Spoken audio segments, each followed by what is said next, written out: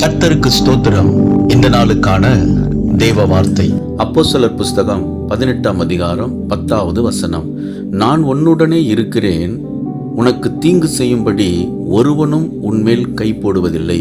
இந்த நாளின் தேவ வார்த்தையின்படி ஆண்டவராகிய இயேசு உங்களை ஆசீர்வதிப்பார், எல்லா தீங்குக்கும் விலக்கி அவர் பாதுகாப்பார்.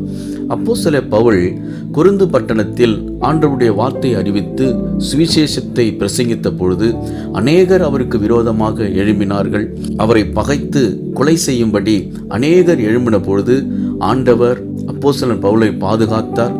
ஒருவனும் அவருக்கு தீங்கு செய்யாதபடி கர்த்தருடைய கரம் பவுலோடு இருந்து ஆண்டவர் வழி நடத்தினார். அன்பானவர்களே, ஆண்டவர் உங்களோடு இருக்கிறார்.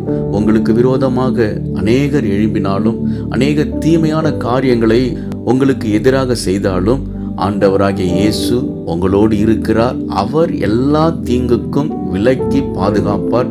ஒருவனும் உங்களுக்கு விரோதமாக கை போடுவதில்லை. விசுவாசியுங்கள், மகிழ்ந்து களி கூறுங்கள். இயேசு உங்களை ஆசீர்வதிக்கிறார். ஆமேன்.